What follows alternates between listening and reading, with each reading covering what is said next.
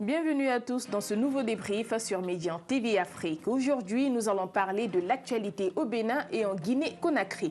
Dans la première partie, nous allons nous intéresser au dialogue politique convoqué par le président Patrice Talon en l'absence des partis d'opposition qui, de leur côté, organisent un contre-dialogue. Nous allons revenir sur les raisons de ce bras de fer entre les acteurs politiques du pays.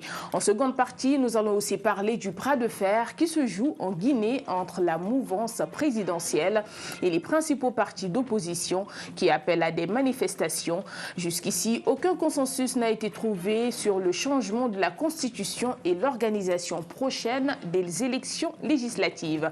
Et pour en parler, nous sommes aujourd'hui sur notre plateau avec Djibril Ning, membre du CRADEC, le groupe de recherche et d'appui conseil pour la démocratie participative et la bonne gouvernance. C'est un plaisir de vous recevoir sur Médian TV Afrique. Merci, c'est également un plaisir de venir toujours à Médian TV.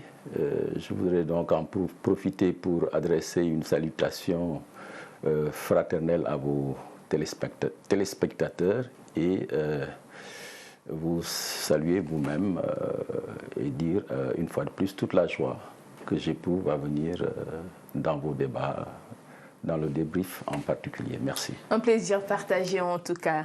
À nos côtés aussi, Vadio Ndiaye, membre du collectif des organisations de la société civile pour les élections. Merci beaucoup et vraiment c'est toujours un plaisir d'échanger et des fois ça nous change même d'échanger au-delà du Sénégal sur la situation politique en Afrique et c'est toujours aussi pour moi un plaisir de voir mon aîné en face de moi, avec lequel j'ai toujours des échanges sur des questions politiques, électorales, etc. Et je salue au passage également l'ensemble de vos téléspectateurs. Merci beaucoup. Merci en tout cas, M. Ndiaye. Alors, puisque nous allons commencer par le Bénin, comment analysez-vous cette situation qui prévaut actuellement dans le pays ? Merci beaucoup. Moi, je pense que le Bénin a connu un tournant au lendemain de la dernière élection présidentielle, avec l'accession du président Talon à la magistrature suprême. Je pense qu'il a eu à poser des actes qu'il a portés politiquement lors de la campagne électorale. Et ces actes-là, l'un des éléments les plus importants qui a été retenu par pas mal d'Africains, c'était de se limiter à un seul mandat. Je pense qu'il l'avait très clairement dit et automatiquement, une fois au pouvoir, il a eu à initier des séries de réformes. Et nous nous sommes rendus compte que peut-être il y a eu quelque chose qui n'a pas été fait en amont, c'est-à-dire sa période de grâce, à mon sens. Il devait en profiter pour discuter avec l'ensemble des acteurs politiques, essayer davantage d'harmoniser les points de vue et les positions. Je crois que ça n'a pas été le cas. Et malheureusement, nous nous sommes rendus compte que les positions étaient devenues extrêmement clivantes par la suite avec pratiquement ce projet de réforme qui a été rejeté. Et pratiquement, il y a eu ce que nous avons tous constaté, l'adoption d'un certain nombre de lois que peut-être même qu'on a déploré au niveau de la sous-région parce que qui constituait d'une certaine manière même comme un frein, un recul à l'expression démocratique, surtout des partis politiques. Parce que, par exemple, nous avons constaté tous que lors, par exemple, des dernières élections législatives, pratiquement, quasiment, beaucoup de partis ont été éliminés, mis de côté, à part ce qu'on appelle communément les partis satellites, alliés, etc., qui ont participé aux élections législatives. Et cela pose un problème de fond sur le libre exercice même de la liberté des partis politiques à participer aux élections, aux processus électoraux en Afrique. Parce que le principe qu'il faut retenir, à mon sens, je pense qu'il faut vraiment aller dans ce sens-là, c'est de permettre, nous savons tous qu'un parti politique, quand il est créé, c'est pour accéder au pouvoir, c'est-à-dire administrer la cité. Donc il faut réunir les conditions vraiment de les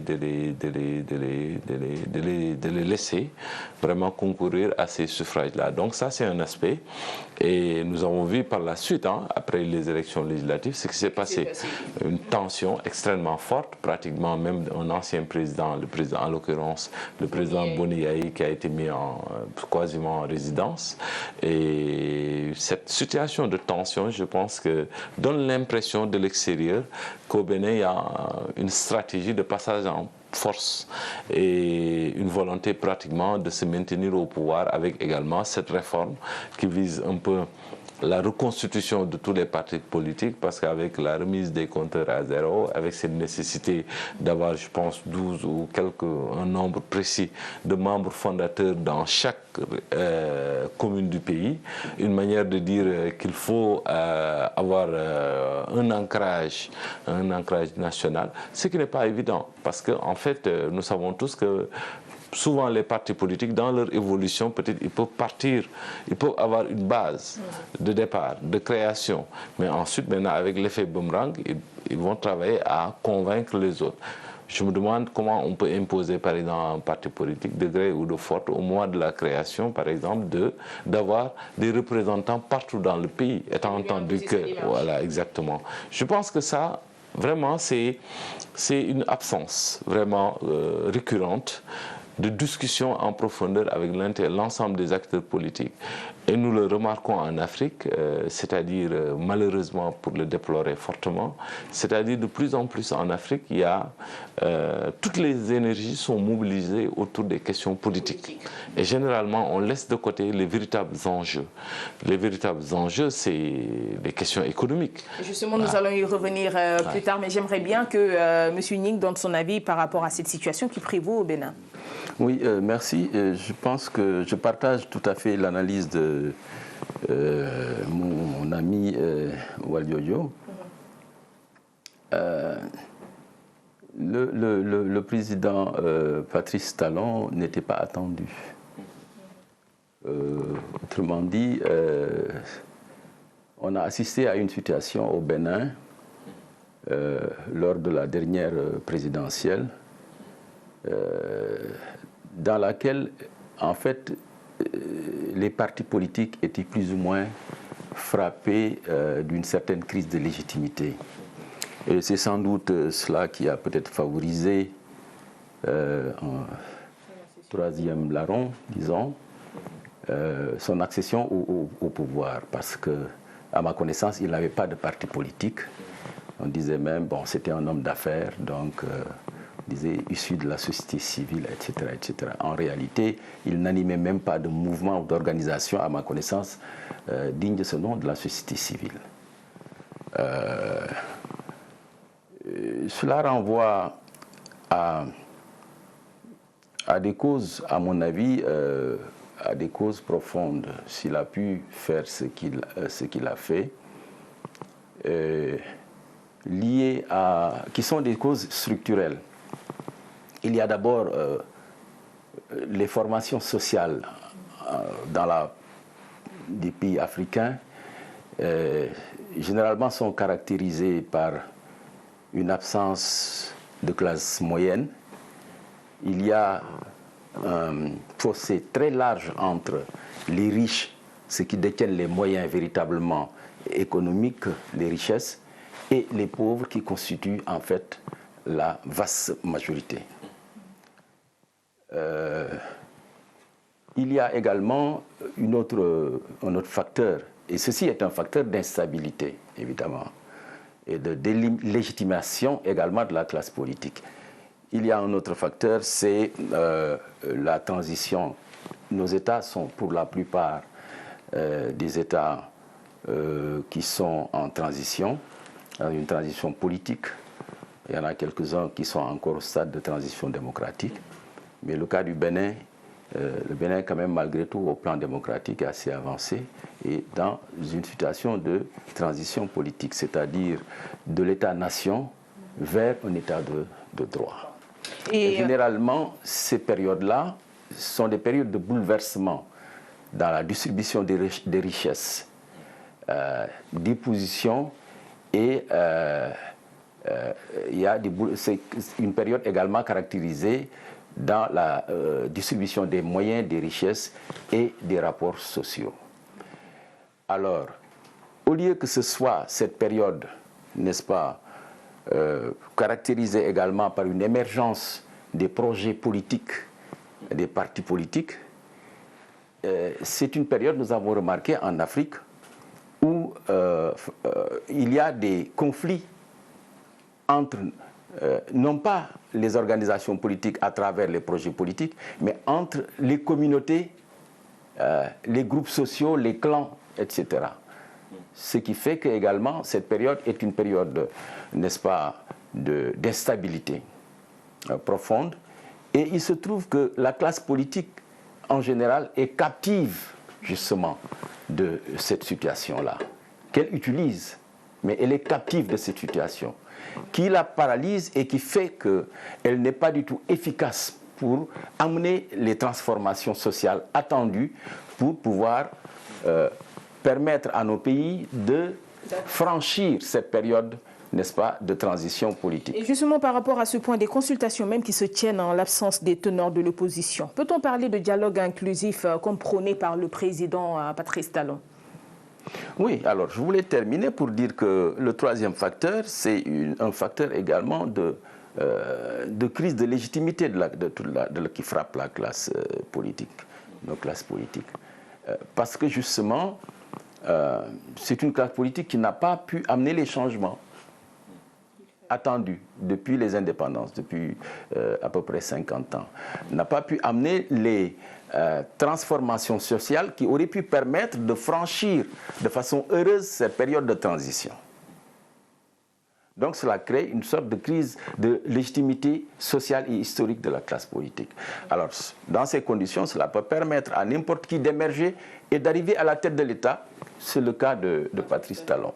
Alors, pour répondre à votre question, je pense que dans ces conditions-là, ce dialogue politique, n'est-ce pas, n'est pas tout à fait, ne réunit pas les conditions de sa crédibilité. Parce que si les forces politiques les plus représentatives ont tourné le dos à l'appel du président Talon, on ne peut pas accorder un quelconque crédit à ces concertations-là, à ce dialogue politique-là.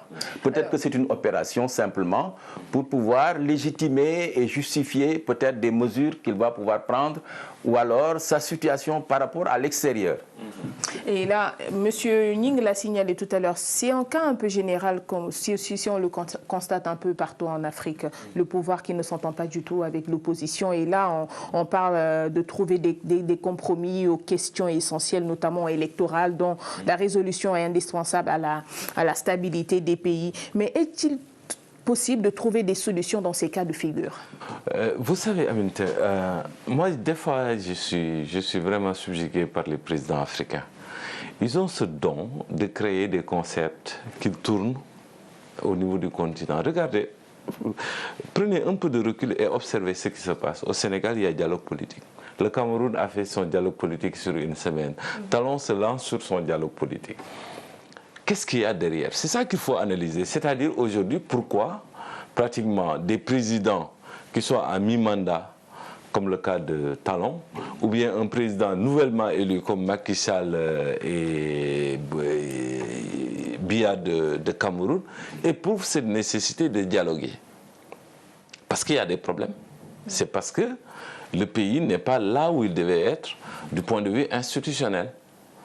Et sous ce rapport-là, par exemple, aujourd'hui, si vous regardez ce qui se passe au Bénin, c'est-à-dire, Djibril l'a dit tout à l'heure, cette mobilisation que nous avons tous remarquée de l'opposition qui a refusé catégoriquement de participer au dialogue, et le président également. Parce qu'au début, elle a été écartée.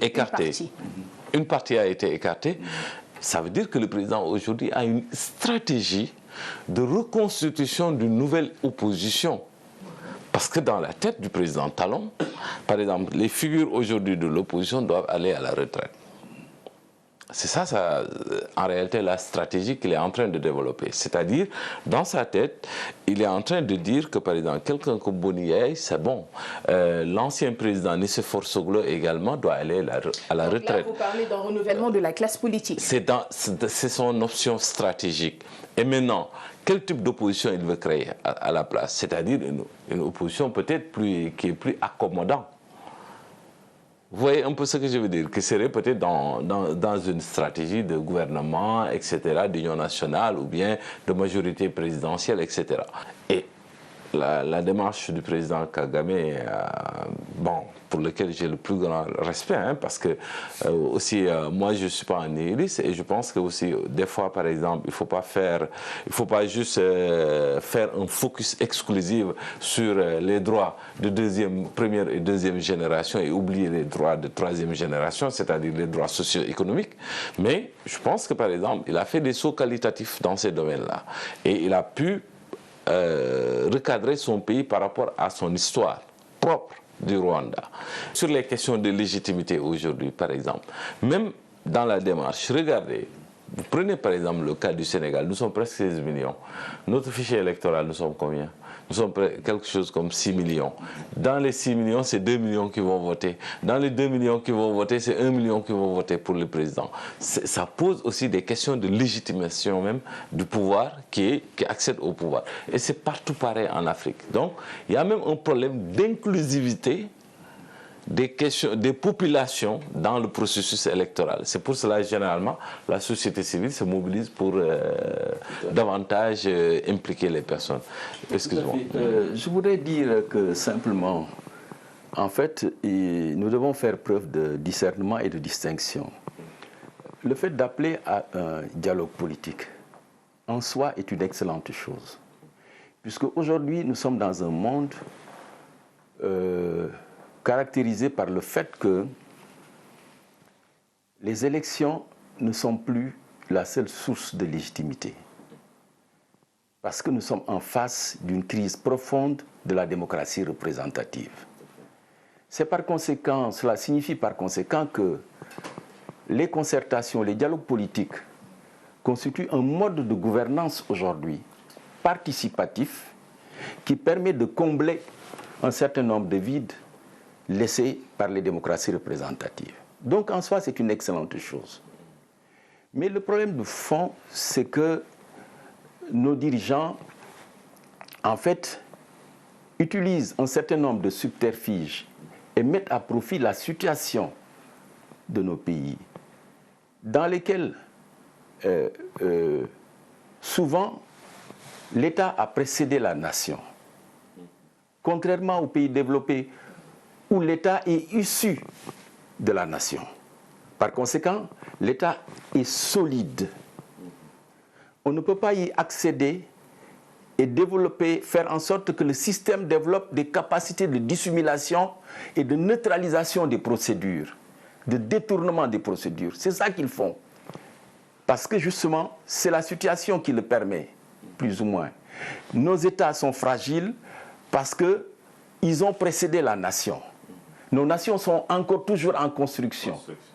Alors, c'est une situation extrêmement difficile et complexe qui leur donne la possibilité de faire en sorte de travailler le système et de faire en sorte que le système développe des capacités de dissimulation et de neutralisation, de détournement des procédures. En fait, c'est surtout adapté. Voilà. Par rapport à leurs propres besoins, à leurs intérêts, et contrairement aux intérêts du peuple. Alors, c'est pourquoi, à mon avis, il faut que les intellectuels, il faut que les patriotes, les nationalistes africains se lèvent, regardent en face cette situation et travaillent à la transformer. Regardez, il a fallu le discours de la Baule en 89 pour qu'ils se mettent à la démocratie, à l'école, pour la plupart d'entre eux, à l'école de la démocratie.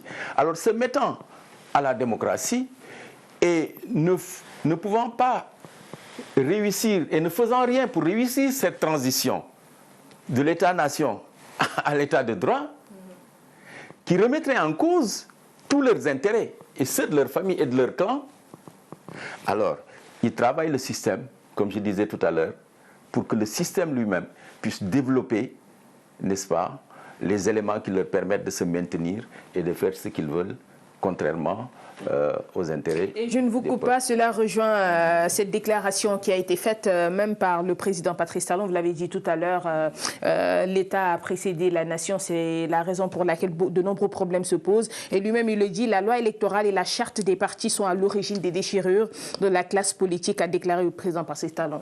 Il l'affirme en quelque sorte. Bon, je pense que quand même, dans ce contexte-là, dans ce contexte, ça veut dire qu'il a pris conscience d'un état de fait. Parce que aussi, il a eu à changer les dispositions de la loi électorale. C'est lui qui l'a changé. Parce qu'en fait, dès qu'il a accédé au pouvoir, il s'est mis à travailler et à revoir la loi régissant les partis politiques. C'est lui qui a changé le système. Et il se rend compte, au bout d'une année, même pas, qu'il a dysfonctionné tout le système. Et je pense que s'il est conscient de ça, c'est là qu'il devait, par exemple, avoir le bon réflexe d'avoir une démarche inclusive. Une démarche inclusive, c'est vraiment de travailler à faire venir tout le monde. Parce que tous les fils du Bénin, je pense que le Bénin a besoin de l'ensemble de ses fils et de leur background, parce que nous connaissons le Bénin, c'est des esprits brillants. Et nous avons même l'habitude de les dire que c'est un peu, comment on dit encore, le quartier latin de l'Afrique. Donc, des intelligences comme ça en déperdition, je pense que c'est une erreur politique majeure qu'il est en train de poser. Ça crée des situations de tension, de clivage, et pratiquement, ça dégénère après sur une violence. Parce que, par exemple, quand les populations, par exemple, se rendent compte qu'ils ne peuvent pas s'exprimer, mais pratiquement, ils n'ont pas d'autres options. C'est ça un peu qui génère la violence en Afrique. Et de son côté, M. Ning, il y a l'opposition, comme vous l'avez dit tout à l'heure, ça devrait être un processus qui inclut tout le monde. Et là, il y a l'opposition de son côté qui, sous la conduite de l'ancien président béninois Nicéphore Soglo, qui organise un contre-dialogue baptisé les Assises de la Résistance. Quel est l'objectif d'une telle démarche ? Bon, avant cela, je voudrais peut-être dire un mot sur la charte des partis, donc, oui, le discours de Talon lui-même. En fait, il reconnaît, tu vois, que c'est lui qui est à la base, par ces initiatives-là, les transformations qu'il a introduites, comme le disait tout à l'heure Waliodio. Mais il y a quelque chose d'extrêmement grave dans la charte des partis initiée en 2018 au Bénin, justement. Vous savez, nos pays, justement, comme le Sénégal, c'était le cas du Bénin avant qu'il n'apporte ces transformations-là, mettaient l'accent sur le régime de la déclaration des partis, contrairement au régime de l'autorisation préalable. Voyez. Le régime de la déclaration préalable est plus protecteur des droits et libertés, alors, et plus conforme aux valeurs démocratiques. Si vous lisez attentivement la charte des partis, vous vous rendrez compte, on parle même d'autorisation provisoire. Quand vous faites tout ce qu'on vous demande de faire, il y a une autorisation provisoire qu'on vous délivre. C'est une autorisation. Donc, il y a eu un basculement du régime de la déclaration préalable au régime de l'autorisation préalable. Ce qui a permis d'exclure, n'est-ce pas, l'ensemble des partis et donc de violer véritablement les valeurs démocratiques. Alors, le sens justement d'un tel regroupement, c'est de se battre justement pour remettre au centre du cours politique les valeurs démocratiques, les droits et libertés des citoyens. Parce que la démarche de Talon, en fait, remet en cause les valeurs démocratiques, les droits et libertés, qui constitue même le fondement en réalité de l'état de droit. Voilà. Bon, nous allons peut-être mettre un point sur cette partie-là et revenir là-dessus dans la seconde partie du débrief. Merci. Voilà, vous êtes dans la seconde partie du débrief. Si vous nous rejoignez à l'instant, tout à l'heure, vous avez parlé des trois, M. Ning, des partis politiques, mais des voix aussi se sont élevées dans le pays pour mettre en garde le président Talon contre une nouvelle tentative d'écarter les partis ne soutenant pas son action pour les élections municipales et communales prévues en mars 2020. Est-ce que ces inquiétudes sont fondées? Tout à fait. Je pense que ces inquiétudes sont tout à fait fondées. Parce qu'en réalité, la démarche de M. Talon porte les germes d'une remise en cause du projet démocratique lui-même, ce qui est un défi immense pour les partis de l'opposition. Et pour relever ce défi, je comprends bien qu'ils puissent se regrouper, qu'ils procèdent au rappel des troupes et qu'ils, n'est-ce pas, renforcent la vigilance. Alors, M. Valdiodio, nous allons passer à la Guinée, mais avant, j'aimerais bien que vous me répondiez sur cette question. Peut-être, est-ce qu'on peut dire que l'année 2019 a été une année d'épreuve pour ce pays d'Afrique? Absolument. Je pense que pratiquement, ça a été une année vraiment chevauchée par des remises en question d'un certain nombre d'acquis démocratiques pour le pays, où, par exemple, au niveau des partis politiques, avec les élections législatives qui se sont passées, on a le sentiment, de là où nous sommes, que vraiment le Bénin est en train de vivre un recul démocratique. Et pourtant, ça faisait partie des pays qui étaient pratiquement un exemple en Afrique, dans la sous-région également. Alors, comme je vous le disais, l'autre actualité de ce débrief, c'est également la Guinée. Alors, les consultations en Guinée, toujours pas de consensus si l'opposition appelle à des manifestations. Vous savez, la Guinée, c'est un pays qui à mon sens, les étudiants en sciences politiques devraient même étudier ce pays-là. Parce que vraiment, c'est un pays qui nécessite, qui pousse à la réflexion. Qu'est-ce qui s'est passé en fait, à mon sens, en Guinée? Pratiquement, il y a une constitution qui a été adoptée en 2010 pour permettre pratiquement un processus électoral inclusif, etc. Le président Alpha Condé, quand il a accédé au pouvoir, il a mis beaucoup de temps.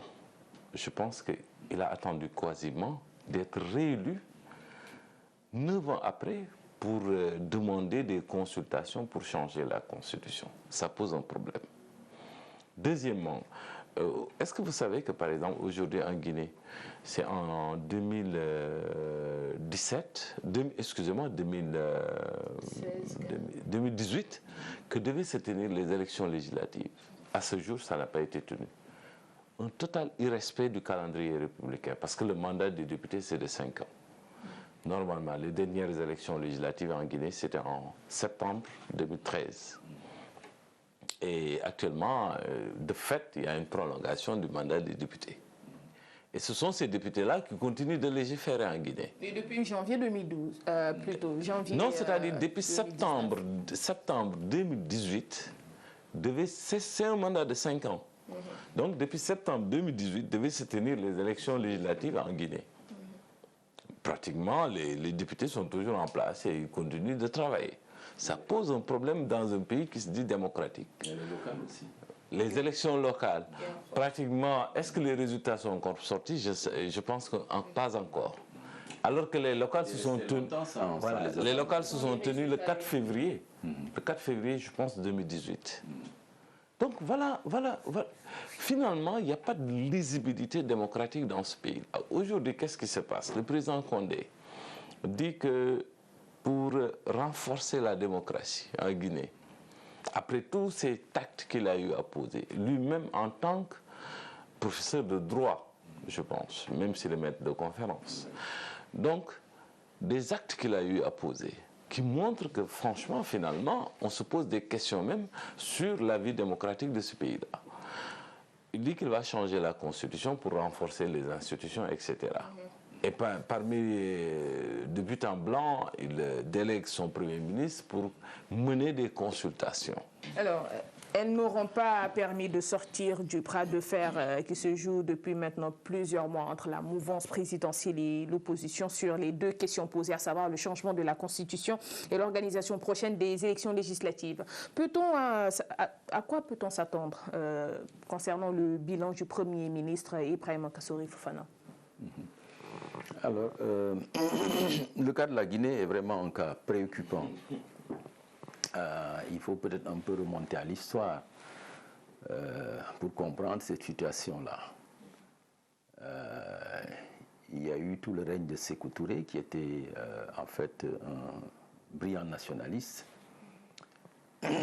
mais qui peut-être n'avait pas suffisamment d'ouverture, n'était pas suffisamment démocrate également, pour permettre à la Guinée de s'ouvrir, de se développer.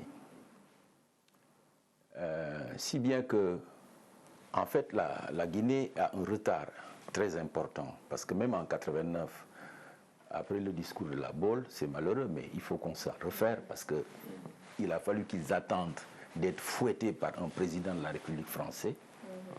Beaucoup de pays se sont mis à l'œuvre, mais ce n'était pas le cas de la Guinée, où il y avait Lansana Conté, et il a fallu par la suite, quelques années après, qu'il y ait un coup d'État des militaires.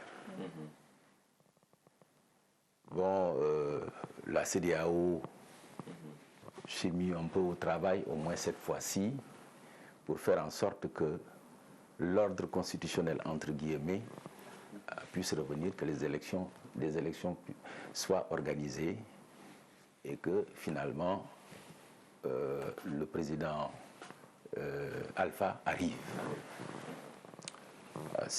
Il faut dire que le cas de la Guinée ne peut pas être comparé au cas du Bénin, qui a une avance sur le plan de la démocratie, quoi qu'on dise. La Guinée est dans une transition démocratique, non pas dans une transition politique, dans une transition démocratique. La Guinée est en train de quitter la démocratie, le stade de démocratie formelle pour aller vers un stade de démocratie politique et institutionnelle, qui est caractérisé souvent par deux choses, c'est la démocratisation des institutions et la démocratisation de la société. La Guinée est à ce stade-là présentement. Il n'y a ni une démocratisation au niveau des institutions, ni la société qui est très en retard, qui a des problèmes extrêmement compliqués. Et qu'est-ce qu'il faut justement au pays pour avancer, pour sortir de l'impasse? Alors, c'est ça que j'étais en train de dire en parlant de projet démocratique. En Afrique, dans tous ces cas-là, ce qu'ils ont de commun, le Sénégal, le Bénin, la Guinée, etc., c'est qu'en réalité, c'est un problème de survie même du projet démocratique en Afrique, qui est mis en œuvre par trois acteurs principaux. Normalement, dans tous les pays, il y a l'État, il y a la classe politique et il y a la société civile. Et si vous les prenez un à un, l'État est fragilisé. Il y a une des raisons, c'est que les États ont précédé la nation, comme je disais, mais il y a d'autres raisons qu'il faut aller chercher, évidemment, pour comprendre pourquoi nos États ne sont pas solides, sont fragilisés. Les institutions ne sont pas assez fortes. Assez fortes. La classe politique, je disais, elle est captive de cette situation-là dont je parlais tantôt quand on abordait le cas du Bénin. N'est-ce pas, quand je parlais de la transition, des problèmes de clans, de régionalisme, d'ethnie, etc. Tout ça, les bouleversements qui caractérisent en fait la transition, bouleversements auxquels la classe politique est incapable d'apporter des solutions, si bien que la classe politique est captive de cette situation-là. Donc, elle est frappée, cette classe politique, d'une crise de légitimité sociale et historique et sociale du fait de son incapacité à amener les transformations sociales qui permettent de traverser cette transition-là. Et si on revient on termine sur la société civile, c'est important, c'est un acteur important, parce que nous-mêmes en sommes. Les sociétés civiles africaines sont le troisième acteur du projet démocratique. Elles ne sont pas suffisamment fortes, elles sont aujourd'hui assez fragiles, n'ayant pas de moyens, dépourvues totalement de moyens. Ils sont dans une situation très difficile, délaissés par les États, ne sont pas appuyés par les États. Les partis politiques s'en démarquent. Les populations n'ont aucun moyen de leur apporter un appui. Donc, alors, Monsieur Ning, j'aimerais bien qu'on revienne un peu sur ces concertations en Guinée, parce que c'est quand même important, parce que comme l'a dit tout à l'heure Monsieur Ndiaye, quand on pose un dialogue, cela suscite qu'il y a des problèmes. Et là, on s'attend au bilan du Premier ministre Ibrahima Kassori Fofana, et la question qui se pose, c'est de savoir à quoi peut-on s'attendre? À quoi peut-on s'attendre? Je me demande si l'opposition va répondre à ce dialogue-là. L'opposition est en train de mobiliser ses troupes et de préparer des manifestations. Et même la société civile. Qui sont déjà entamées. Voilà, qui sont entamées. Par conséquent, le bilan que le Premier ministre va présenter, il va le présenter à qui? Je pense que cela risque d'être dénoncé avant la lettre par toute l'opposition réunie qui va prendre des initiatives, n'est-ce pas, pour dénoncer les tentatives de modification prochaine de la Constitution pour ouvrir la possibilité à un troisième mandat, parce que l'opposition parle clairement de ça. Justement, M. Ndiaye, l'opposition appelle désormais à manifester contre un éventuel troisième mandat, comme le dit M. Ning d'Alpha Condé. Que pensez-vous de cette stratégie? Bon, je pense que l'opposition n'a pas... Est-ce qu'ils ont d'autres alternatives? Je ne le pense pas, ils n'en ont pas. C'est vraiment une question de principe et même de survie. C'est-à-dire, aujourd'hui, ce qui se passe en Guinée, c'est-à-dire le président Condé a fait ses 2 mandats. Pratiquement, il va achever le second mandat en 2020. Mais il devait être dans une phase de consolidation des institutions du pays, chercher à entrer dans l'histoire à son âge. C'est ça le fond. C'est-à-dire au moins que les générations futures guinéennes puissent dire qu'il est entré dans l'histoire, il a assaini notre pays. C'est ça les questions de fond. Mais aujourd'hui, qu'est-ce qu'on constate? C'est-à-dire, vraiment, c'est pratiquement une confusion. J'ai l'impression des fois qu'il est otage de groupes politiques dont il ne peut pas se démarquer. Parce que aussi en Guinée, je pense que aussi analyser la Guinée sans pour autant faire un temps d'arrêt, avoir un temps d'arrêt sur les questions communautaires, ça fausse l'analyse. Parce que aussi, c'est en lame de fond, ces questions-là se posent. Il y a des replis identitaires qui se posent.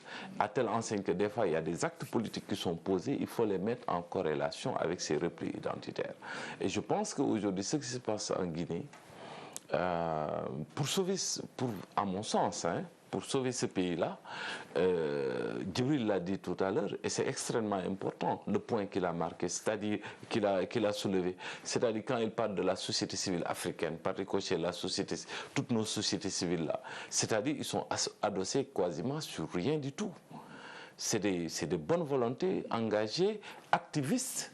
Et finalement, quand ils sont obligés de faire de l'activisme, parce qu'ils n'ont pas les moyens de faire une réflexion approfondie pour pouvoir proposer même des solutions alternatives.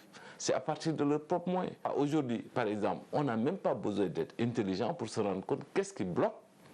Pourquoi la CENI ne parvient pas à publier les résultats des élections locales?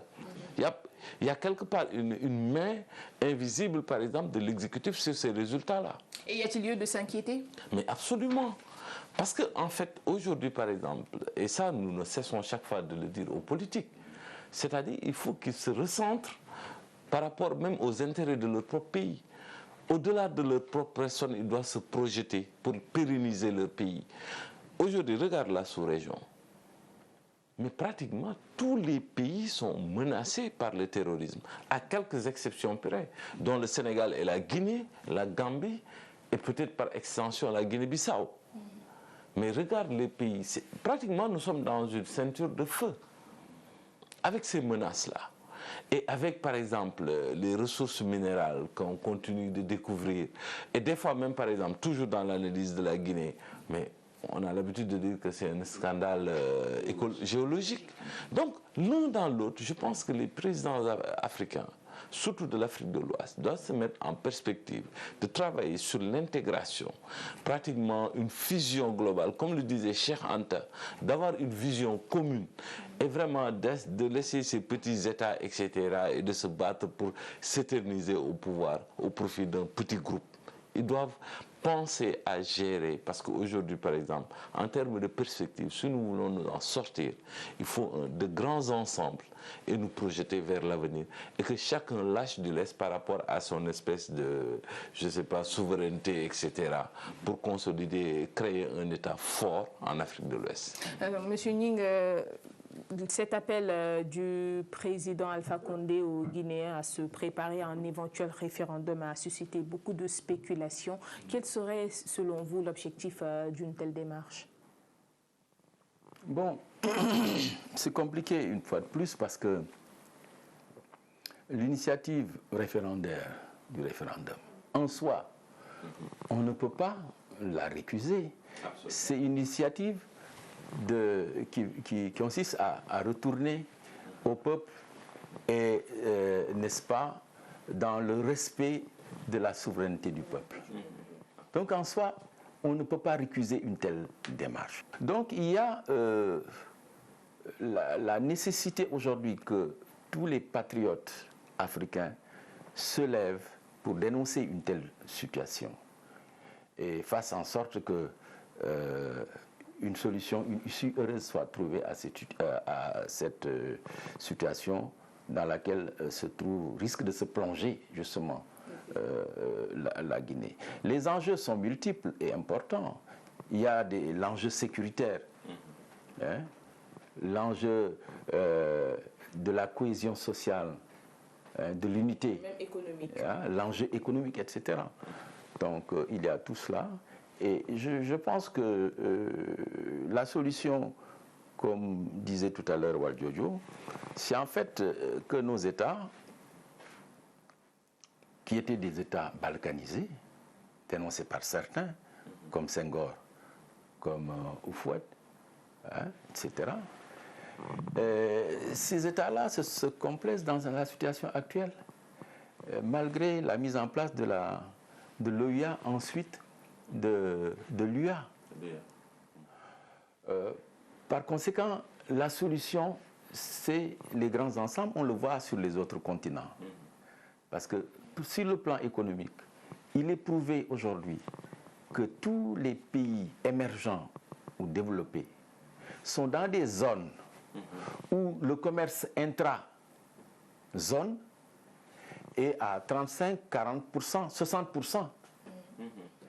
Or, ici, le commerce intra-zone, intra-continent, est encore entre 12 et 15% depuis une 50. Vous voulez parler de la zone ouest africaine ou de la zone africaine. De manière générale. Voyez, ça montre combien il est important, l'intégration dont parlait, n'est-ce pas, notre ami Waldjojo, est importante.